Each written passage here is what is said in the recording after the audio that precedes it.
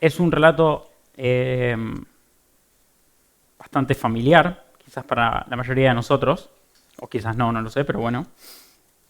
No vamos a entrar tanto en los detalles de la parábola, mejor dicho, del relato, sino más bien justamente en la pequeña parábola inserta en esta historia que nos narra Lucas acerca de Jesús y una mujer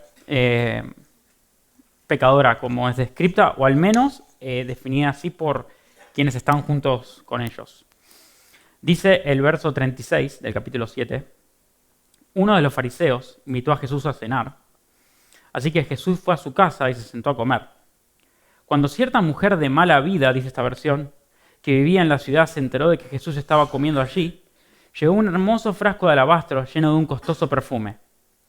Llorando, se arrodilló detrás de él a sus pies.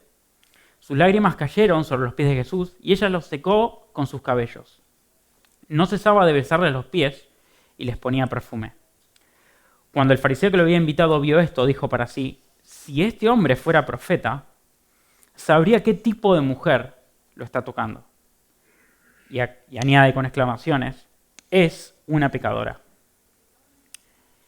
Entonces Jesús respondió a los pensamientos del fariseo. Simón le dijo, tengo algo que decirte. Adelante, maestro, respondió Simón. Entonces Jesús les contó la siguiente historia. Un hombre prestó dinero a dos personas, 500 piezas de plata a una y 50 piezas de plata a la otra. Sin embargo, ninguna de las dos pudo devolver el dinero. Así que el hombre perdonó amablemente a ambas y les canceló la deuda. ¿Quién crees que lo amó más? Simón contestó, supongo que la persona a quien le perdonó la deuda más grande. Correcto, dijo Jesús.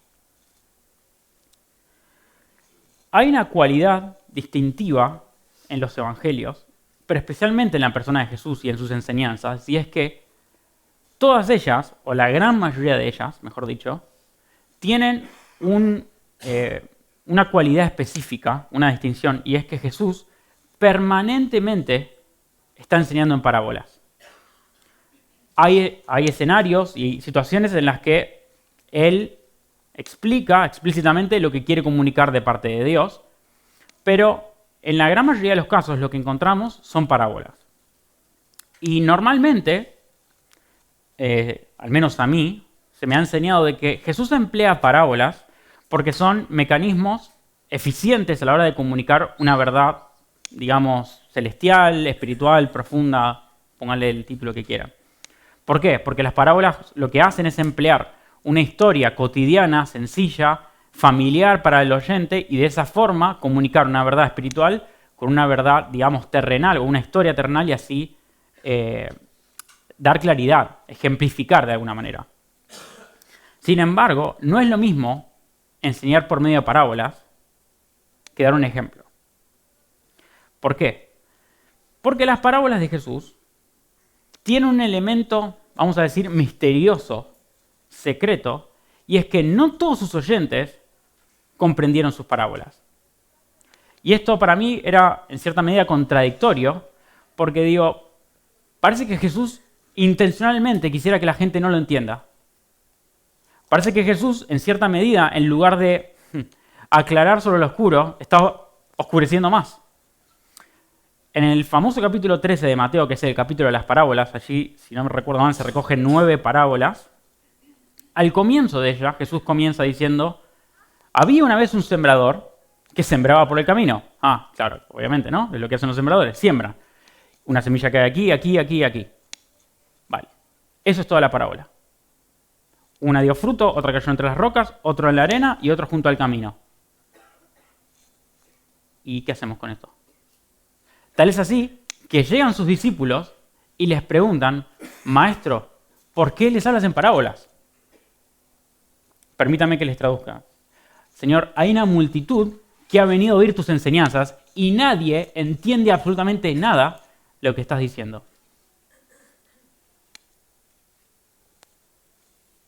Y Jesús va a explicar esta parábola en privado a sus discípulos. Y les va a decir, bueno, la semilla que cayó junto al camino es como la palabra predicada, que viene el enemigo y se la lleva. La que cayó entre piedras sale un poquito la raíz, pero luego, como no le da el sol, se muere. La otra, lo mismo. Los afanes de la vida y el amor por el dinero terminan matando la flor y él no termina de crecer. Pero, dice el versículo 23, cuando Jesús explica la parábola en privado, algo que no hace siempre, dice, pero el que fue sembrado en tierra buena, este es el que oye y entiende. La pregunta sería, ¿qué es entender para Jesús?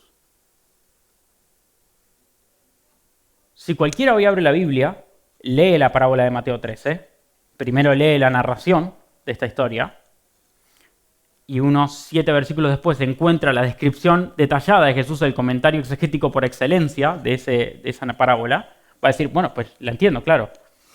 El evangelio es predicado, algunos lo entienden y dan fruto y otros no.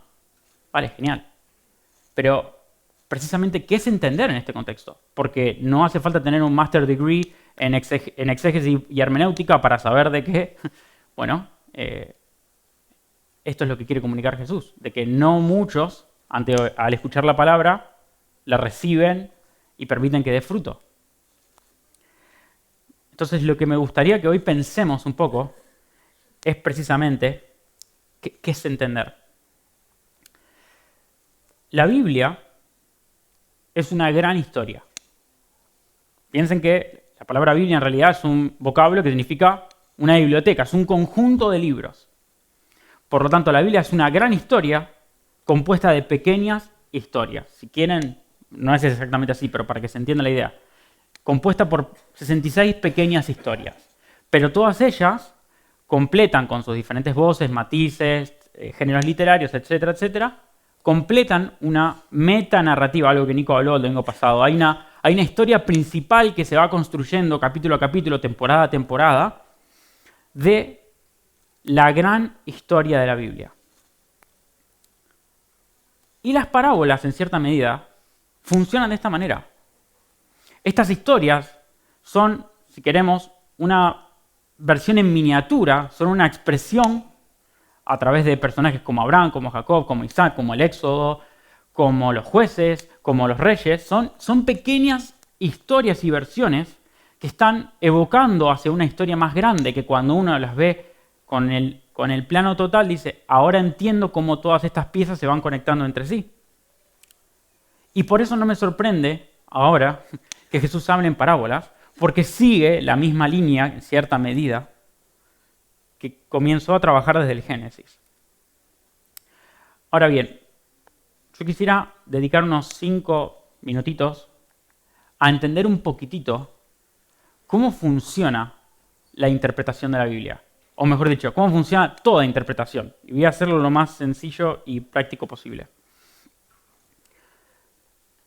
Todos, absolutamente todos, somos intérpretes.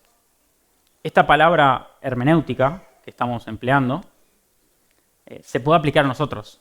Todos somos hermeneutas, que significa en griego intérpretes. No hay absolutamente un ser humano que no interprete, puesto que vosotros mismos, ahora mismo, me estáis interpretando a mí. Y aunque esto es un monólogo, y digan, bueno, aquí no hay un diálogo, eres tú y nosotros escuchamos. Bueno, no exactamente. Hay un diálogo interno en el que yo estoy hablando, ustedes escuchan y dicen, a ver qué es lo que está diciendo Gaby, ¿tiene sentido o no tiene sentido? ¿Se conecta con mis ideas previas? ¿Le veo la idea que quiere comunicar? Hay un diálogo y de hecho lo que hace un buen comunicador es presuponer las preguntas que vosotros tenéis e intentar responder en función de lo que yo asumo que quizás se pregunten. Eso hace a un buen mensaje claro, eficiente y atractivo. De manera que hay un diálogo tácito entre nosotros, implícito o invisible, que sucede tanto cuando alguien predica y cuando alguien lee. Claro, mi Biblia no tiene voz. O sea, puedo ponerle play en la aplicación de la Biblia y aún así no puedo conversar con ella. No, es cierto. Pero todo lector llega al texto con sus preguntas. ¿Por qué? Porque el objetivo es interpretar. A ver, ¿qué me quiere decir esto? Entonces yo llego con mis preguntas. A ver, ¿qué pasó en esta historia? ¿Qué quiso decir Jesús con esta parábola? ¿Por qué usó esta imagen de la semilla? ¿Por qué habla de un sembrador? ¿Quiénes son los...? O sea, empiezo a hacerme preguntas. Y el texto comienza a responderme con la información que tiene, con la narración. Y se genera un diálogo entre el texto y el lector. Lo que nos hace mejores intérpretes, además de la práctica y la reflexión, si quieren, es cada vez mejorar las preguntas que nos hacemos. De hecho, el texto lo que hace es corregir las preguntas. Es decir, no tienes que preguntarte por qué Jesús habla en parábolas. Tienes que preguntarte quizás, ¿por qué solamente les revela las parábolas a los discípulos? Eso es una mejor pregunta, quizás me dice el texto. Mira lo que te quiero indicar. Y de esta manera comenzamos a construir un diálogo con el autor a través del texto. ¿Sí? Este gráfico que intenté tratar habla de... Esto se llama círculo hermenéutico. Me importa muy poco que se acuerden del título, pero sí de que puedan más o menos tener una idea de qué pasa cuando nos sentamos a leer la Biblia o una narración, lo que sea, o incluso el diario. Creamos un vínculo con el autor, aunque no lo conozco, no sé ni qué cara es, no sé ni qué idioma exactamente hablaba, no tengo idea, pero el texto se vuelve un puente entre el autor y nosotros como lectores. Y entablamos un diálogo con él. Por supuesto, limitado al marco del texto, ¿no? Y una buena interpretación es cada vez completar este círculo, es cada vez dialogo mejor con el autor, cada vez entiendo mejor sus ideas, cada vez sé qué es lo que me quiere comunicar. Y eso es práctica, es familiarizarse con el texto, familiarizarse con las ideas del autor, con la literatura, con el género, etc. Eso es algo que, bueno, en parte es lo que Nico ofreció el domingo pasado cuando ofreció en la página web los cursos de exégesis bíblica. Yo no quiero meterme tanto en esto. Simplemente comentar de que lo que hablábamos antes, ¿no? La hermenéutica bíblica lo que nos enseña, básicamente, el legado que tenemos de una tradición bíblica es que este círculo hermenéutico nos revela el Evangelio. Cuando uno empieza a ver las historias dice, puedo empezar a ver y a detectar a Jesús y el mensaje de salvación presente en cada libro, en cada historia, en cada personaje. Yo sé que estamos más o menos familiarizados con esto y no me quiero detener tanto aquí, porque es lo que seguirá seguramente Nico trabajando.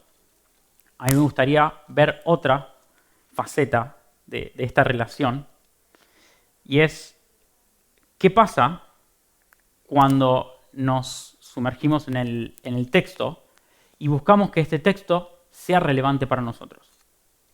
Blaise Pascal dice lo siguiente: el corazón tiene sus razones que la razón no comprende. Es decir, está haciendo una división aquí. Hay algo que llega a mi mente por razonamiento, y está bien, es valioso, es necesario, pero hay aspectos de una verdad que no se limitan a mi razón, sino que solamente pueden ser comprendidos por mi corazón, por mis emociones, por mi voluntad, por mis afectos, por mis sentimientos, mis sueños, anhelos, etc. Y él describe esto. La fe es esto: que nos volvamos sensibles a Dios y no a la razón.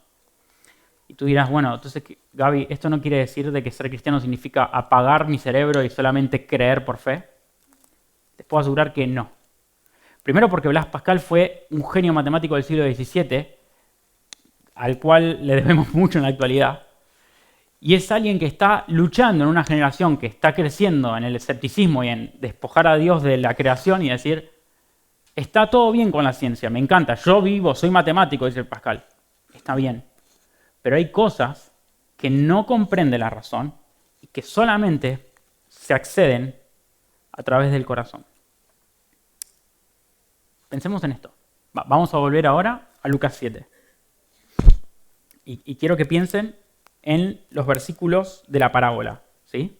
El verso 41 dice: cierto prestamista tenía 2 deudores. Uno debía 500 denarios y el otro 50. Y no teniendo ellos con qué pagar, perdonó generosamente a los dos. ¿Cuál de ellos le amará más? Y Simón responde correctamente. Es muy simple. Pues si a ti te perdonaron 500 euros en lugar de 50, pues estarás más agradecido, ¿no? En esta pequeña parábola de 2 versículos se resume a la perfección lo que es la santidad. O sea, vivir en santidad es esta parábola. Básicamente, saber de que se nos ha perdonado mucho y que cuando somos conscientes de cuánto se nos ha perdonado, en consecuencia, vivimos como la mujer. Este hombre lo entiende, ¿eh? Una parte. Racionalmente es fácil entender la parábola. Pero hay algo que no alcanza el corazón. Y ahí está el desafío. ¿Cómo logramos trascender de la razón al corazón? ¿Cómo hacemos que nuestras correctas interpretaciones sean correctas para nuestro corazón? Noten esto del relato. Vamos de nuevo al principio. Uno de los fariseos, dice el versículo 36, invitó a Jesús a cenar. Jesús fue a su casa, se sentó a comer. Y cierta mujer de mala vida, que vivía en la ciudad, se enteró de que Jesús estaba comiendo allí. Llevó este frasco de alabastro, genial. Se arrodilló ante sus pies, llorando, con sus lágrimas mojaba sus pies y derramaba el perfume, que era una fortuna. No cesaba de besarle y ponerle perfume. Miren el verso 39, esto es súper importante. Cuando el fariseo ve esta escena, cuando Simón ve lo que está sucediendo aquí, dice, si este hombre fuese profeta, es decir, claramente no lo cree, este no es profeta, es un mentiroso de Nazaret, sabría qué clase de mujer es. Voy a jugar un poquitito al psicoanálisis. Simón dice, esa mujer es pecadora, yo no. Yo no debo 500 denarios, ni 50. Esa mujer quizás deba millones de denarios.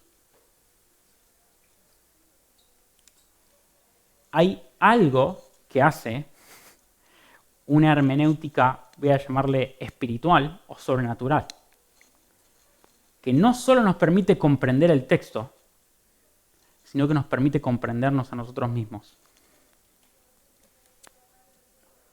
Vamos a ir a otra parábola. Y ahora vamos a ir a Lucas 10. Y como el desafío este año va a ser leer la Biblia, yo voy a invitarlos a que leamos el texto, ¿sí?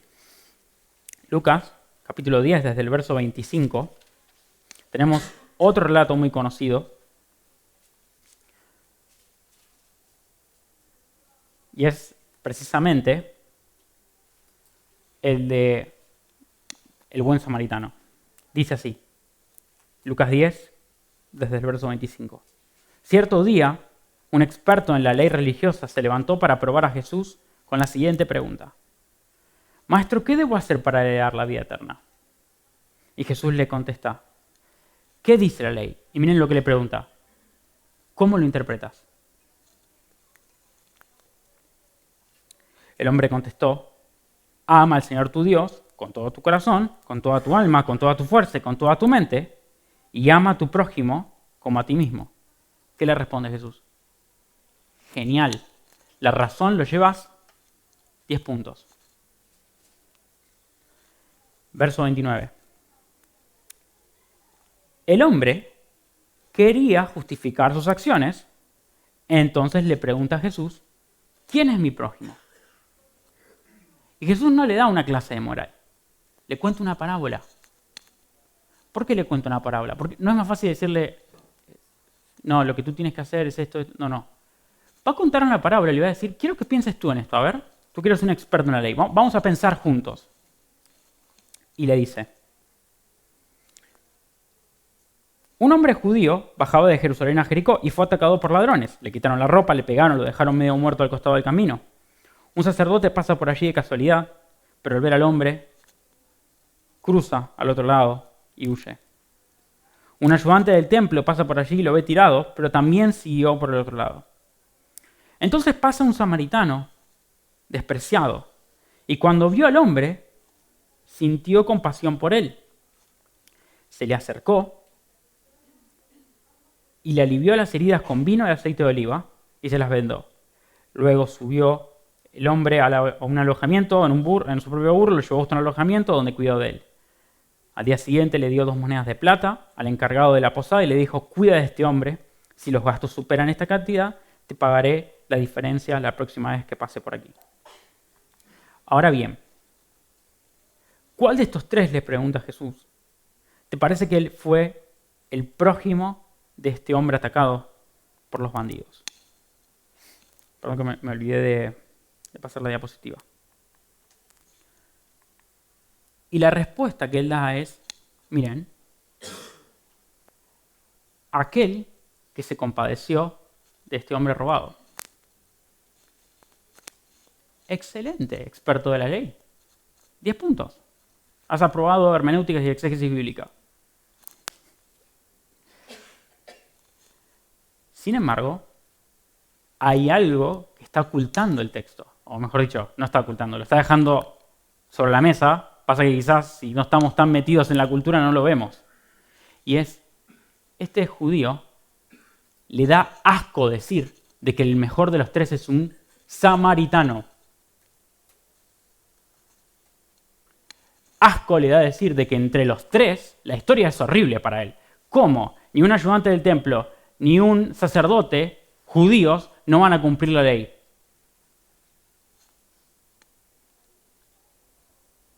¿Le parece asquerosa la parábola de Jesús? Y sí, técnicamente el mejor es el que se compadeció. Pero nunca el samaritano. Quizás un oyente ideal de esta parábola, vamos a ver, ¿cuál sería la respuesta ideal? Supongamos que estamos en el lugar de este experto en la ley y Jesús nos hace esta parábola, ¿no?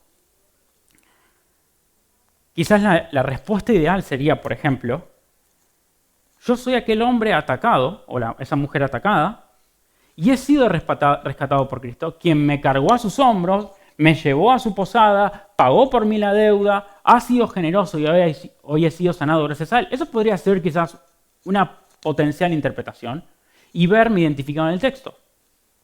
Y podría decir, así como Cristo fue generoso conmigo, yo compartiré su gracia con los demás. Sin embargo, este experto en la ley dice, yo no estoy herido, yo no necesito ser tratado y jamás seré un samaritano. ¿Qué les queda hacer a este tipo de personas? Justificarse a sí mismos. La única salvación posible para aquellos que no están dispuestos a verse a sí mismos en la parábola, y bueno, tendrás que justificarte a ti mismo, porque en el Evangelio de Jesús solamente hay lugar para los andrajosos.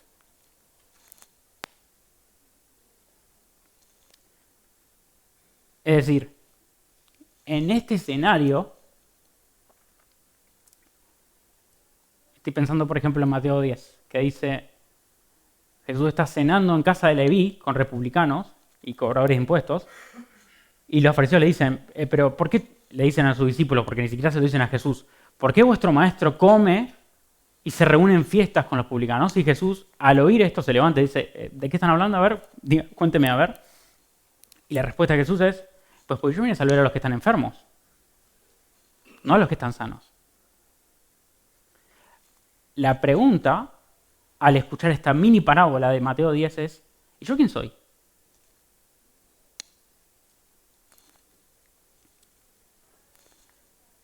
Una hermenéutica bíblica no solamente revela el Evangelio y dice, mira, ahora entiendo cómo se conectan estos pasajes, puedo ver la referencia, sí, ahora veo esta historia aquí, Sí, eso es súper importante, pero es una parte de lo que produce el Evangelio. O mejor dicho, de lo que produce ser expuestos al Espíritu a través de la Escritura. Lo que hace la hermenéutica bíblica es revelar el corazón.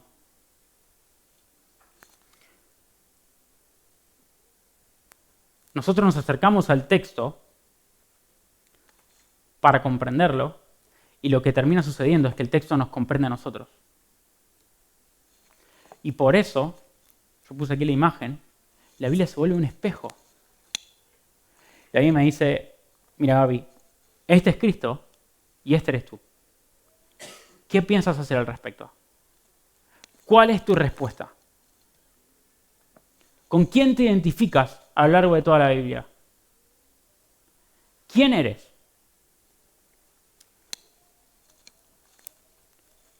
Por eso Pascal tiene razón cuando dice, eso no lo comprende la razón. Ese es un salto que un experto no puede hacer. Las técnicas de exégesis, de interpretación, la maestría en ser un buen lector y demás, los puede acceder cualquier persona, cristiano o no cristiano. Pero hay algo que no puede hacer absolutamente nadie, excepto el Espíritu. Y es no solamente mostrarme quién soy, sino convencerme de, sí, no, realmente soy ese. Por lo tanto, cada vez que leímos la Biblia, y esta es una de las mayores trampas, o no sé si trampas, pero desafíos, y es que ambos círculos se completen. Ambos círculos hermenéuticos, de decir, entro en un diálogo con el autor y entro en un diálogo con el Padre. La Biblia me muestra quién soy y la Biblia me muestra cuál es la solución a mi problema. Cuando se juntan esas dos cosas en mi devocional y en mi lectura de todos los días, ahí se produce una transformación.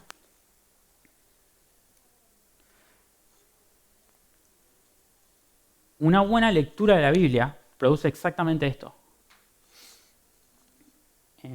¿Recuerdan después de que David asesina a Urías? Bueno, manda a Urías a pelear en el frente de batalla para que muera y así quedarse con Betsabé. Previo a eso, David ya se había acostado con su mujer.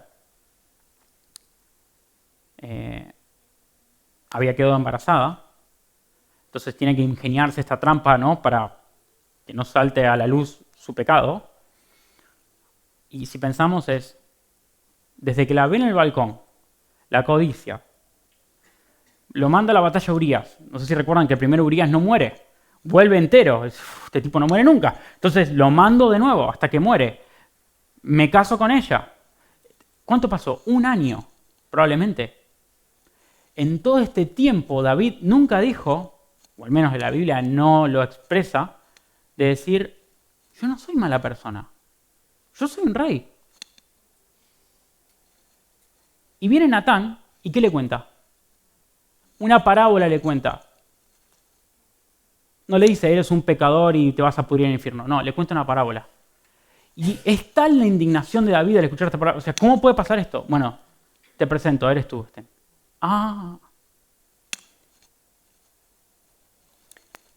Eso es lo que tiene que producir la Biblia.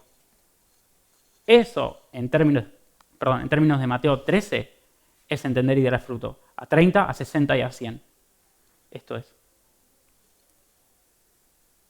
El Salmo 51 es dar fruto.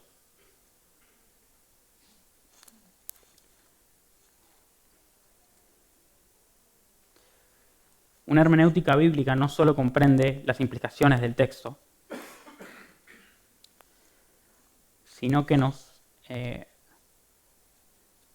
prepara el corazón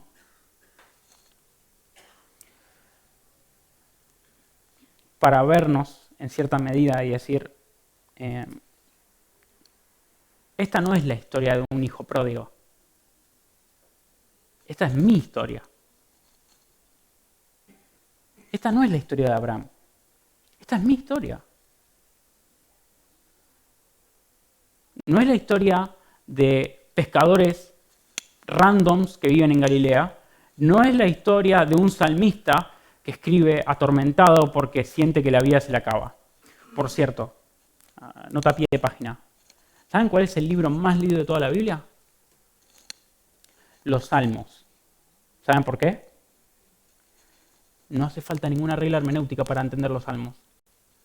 Vas a estar sufriendo y decir, este hombre sabe de lo que está hablando. El que escribió el Salmo sabe cómo me siento. Lo que está sucediendo es que te estás viendo en el espejo.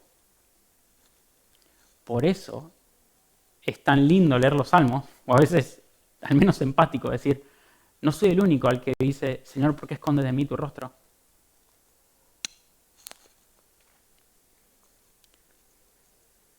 En ciertos escenarios es más fácil, en otros quizás no tanto. Ese es algo que produce la práctica, la sensibilidad y la meditación. Esto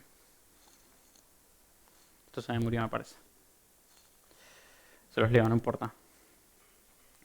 Henry Drummond, fue un predicador escocés del siglo XIX, dijo, es mejor un poco de fe ganada con esfuerzo que perecer en la espléndida abundancia de los credos más ricos. Da igual tu habilidad hermenéutica, da igual cuántos versículos te sepas de memoria, da igual la teología sana que tengas, tu teología reformada, tu iglesia sana, da exactamente igual, porque no somos salvos por doctrina, da exactamente igual si tú no solamente entiendes racionalmente que eres un pecador, sino que te reconoces como un pecador a los pies de Cristo y dices, derramo mi perfume de alabastro a sus pies.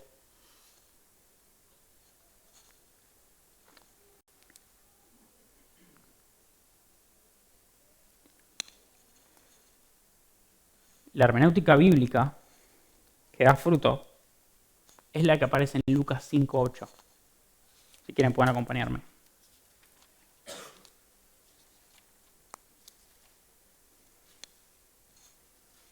No sé si se puede pasar Rubén, pero bueno, si no, no pasa nada, pero...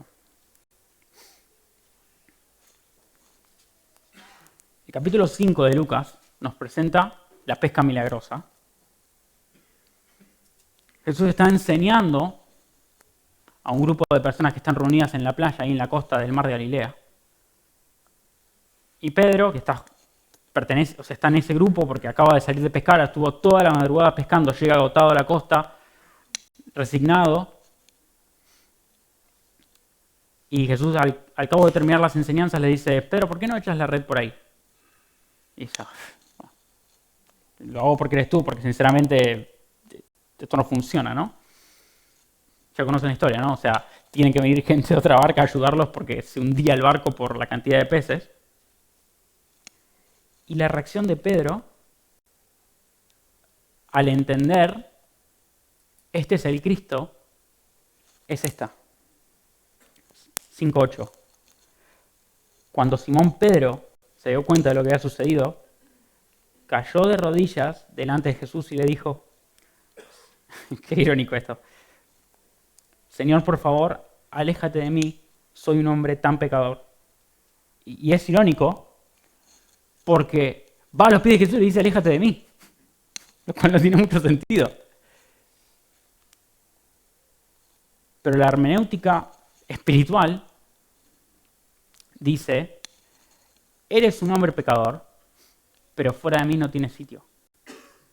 Hay algo que nos arrastra a Jesús y nos dice, sí, es verdad, o sea, quiero huir de Dios, no quiero que vean mi vergüenza, me duele ser la persona que soy, y sin embargo, ¿a quién más iré?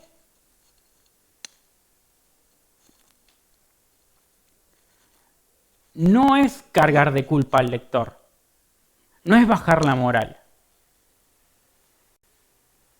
Ser cristiano no es ser culposo. Ser cristiano es ser conscientes de que merecíamos ser culpables y que se derramó una increíble misericordia sobre nosotros. Y vivir libres. Lejos tiene eso que ver con la culpa.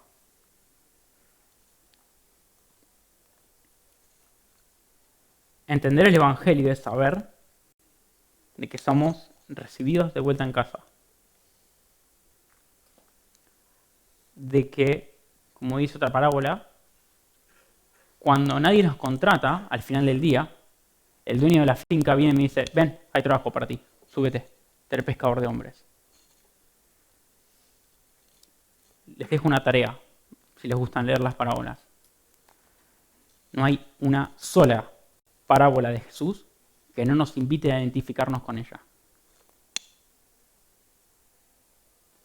No hay una sola parábola que tú digas, aquí Jesús me está invitando a pensar quién soy, qué papel juego yo aquí.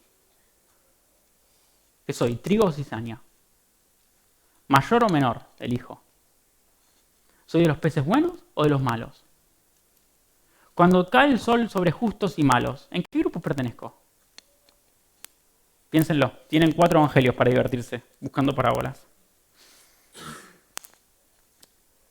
Esto es un regalo del Padre. Ver esta realidad y ser afectados por ella es un regalo. Cuando los discípulos le preguntan ¿por qué les enseñas en parábolas? Porque esto va solamente a ustedes, a vosotros, los que me siguen, los que me reconocen como el Cristo, como el Hijo de Dios.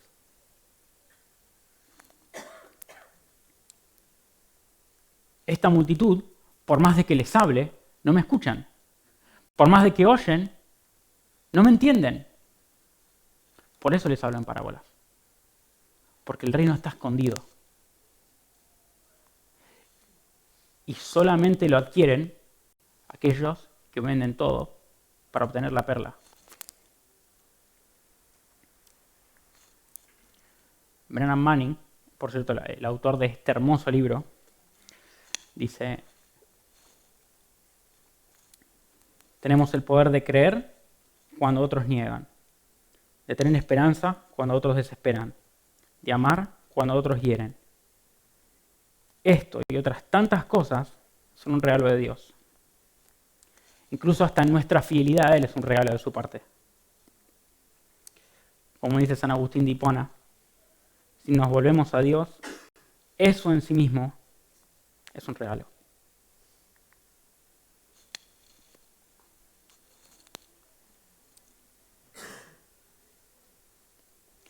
No sé cuántos conocen o han leído algo de Thomas Merton. Otro autor al que les recomiendo.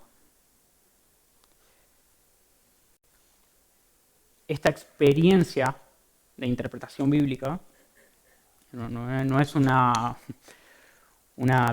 truco, una estrategia psicológica. Es un regalo. Quiero leerles súper rápido. Con esto termino. Y espero que los anime a atravesar todo este año de lectura bíblica. Esto es Martín Lutero en un sermón de Navidad en 1522. Este para mí es el mejor Lutero de entre todos los Luteros que hay. Y cuando lo lean van a entender por qué. Esto escribió él: si tan solo Dios deseara que mi interpretación y la de todos los maestros desapareciese, para que cada cristiano llegara por sí mismo a las Escrituras y a la pura palabra de Dios. Verán en mi balbuceo la inconmensurable diferencia entre la palabra de Dios y la palabra humana, y como nadie puede llegar a explicar una sola de las palabras de Dios con sus propias palabras. Es un mundo eterno, y escuchen, y debe comprenderse y contemplarse con una mente acallada y en paz. Solo una mente que contempla en silencio puede llegar a comprender.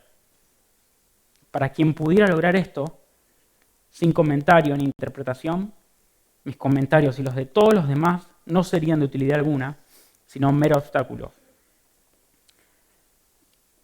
Vayan a la Biblia, queridos cristianos, y dejen que mis sermones y explicaciones de los estudiosos sean solamente herramientas que ayude a construir para que podamos entender, saborear y permanecer en la simple y pura palabra de Dios. Porque Dios habita solo en Sión.